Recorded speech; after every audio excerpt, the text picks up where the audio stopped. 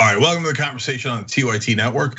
It's Black History Month. I tell you that because you should read some of it. It's really interesting. And so sometimes folks say, Cenk, did you purposely pick all your heroes to be Black?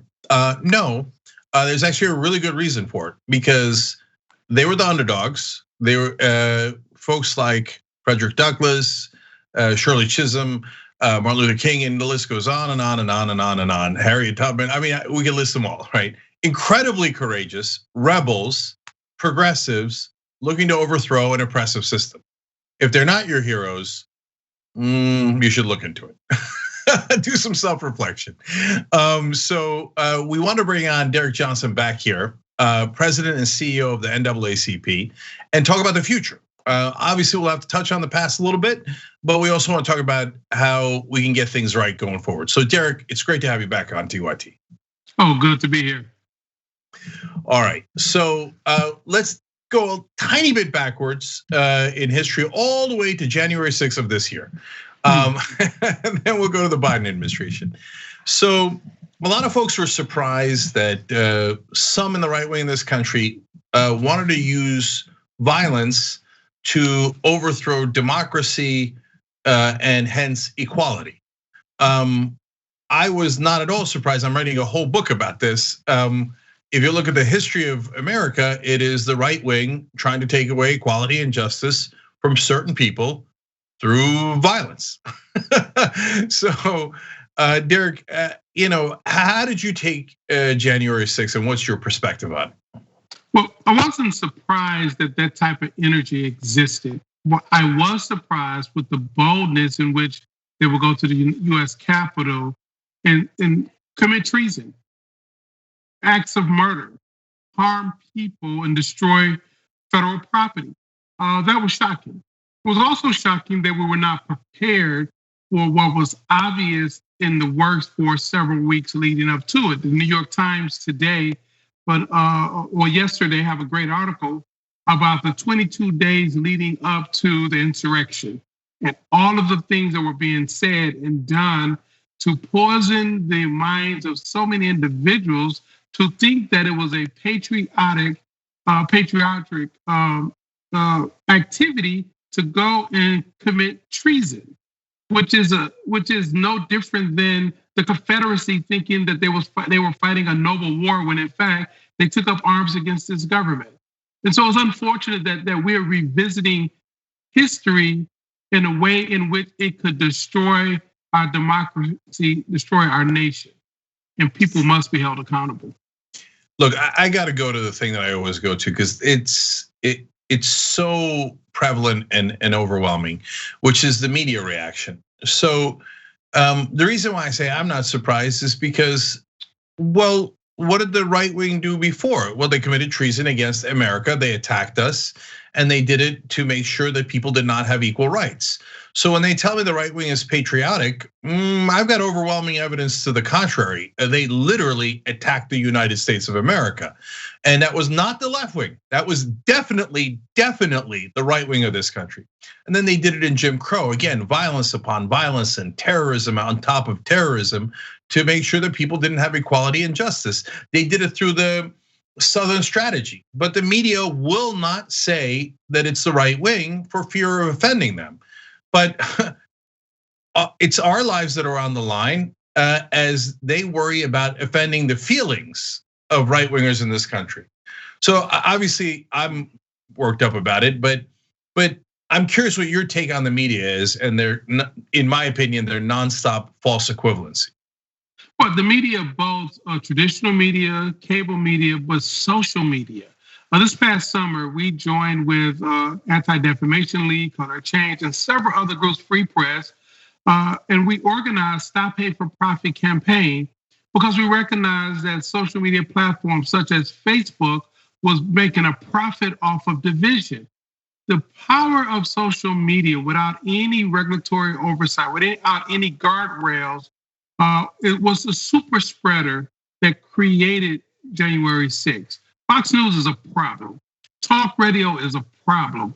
When you're talking about the spread of hate, we have evidence upon evidence how social media platforms not only promoted division, they recruited members, they plotted terroristic actions, and they caused harm and murdered people. The Boogaloo Boys in the Bay Area, what took place in Kenosha, Wisconsin, and they threatened our democracy.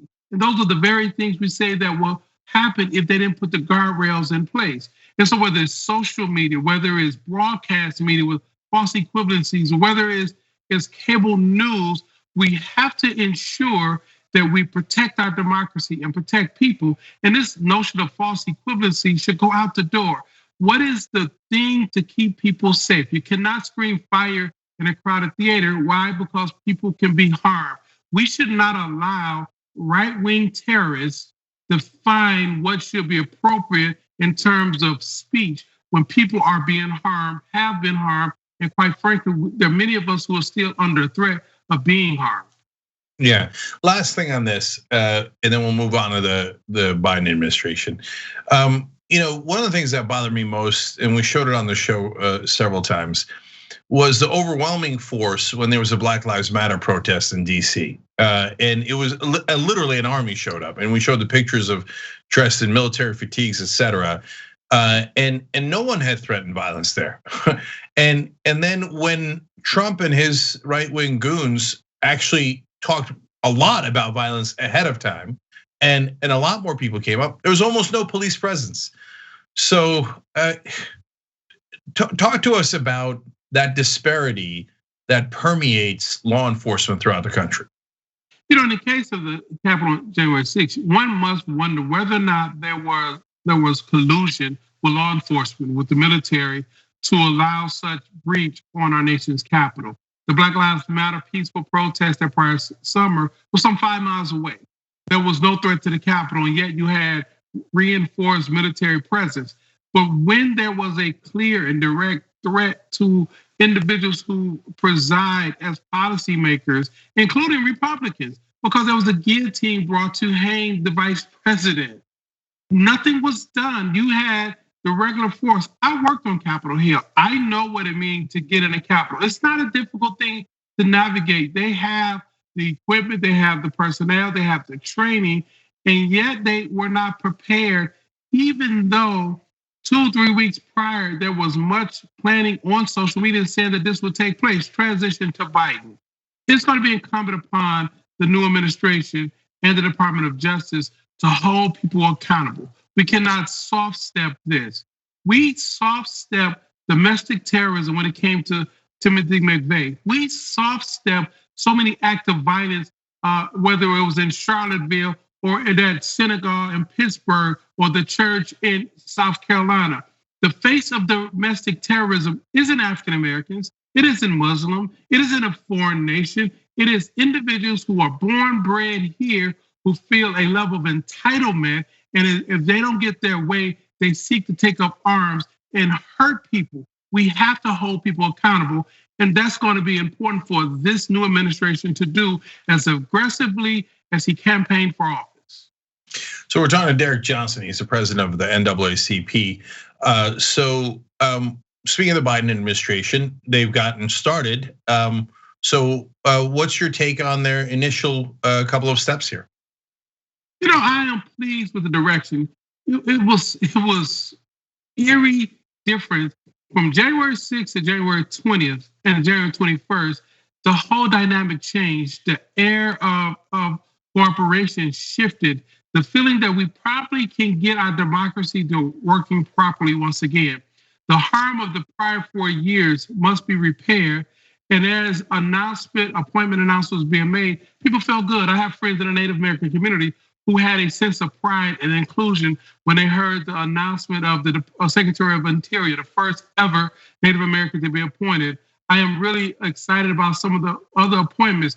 The president committed that his cabinet will be the most diverse cabinet in the history of any president, and he's proven to be correct. We are pushing and have been pushing for racial equity czar, so to ensure that there is equity across all communities, and to embed that portfolio inside of Domestic Policy Council with Susan Rice that ensure that things will take place. So it's a great start, but there's so much more work to get done.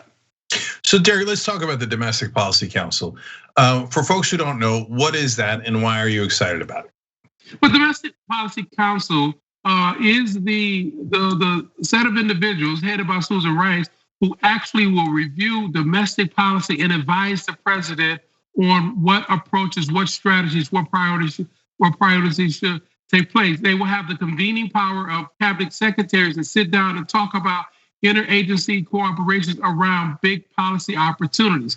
That is a huge, huge position in terms of designing the outcome and success of this administration. It's through this prism that the public policy is being considered and recommendations are coming to the president for implementation, whether it's executive action, whether it's administrative or regulatory actions, or actual legislation that's being passed. It is a strong seat to move legislation and policy in this nation. Thanks for watching The Young Turks. We really appreciate it. Another way to show support is through YouTube memberships.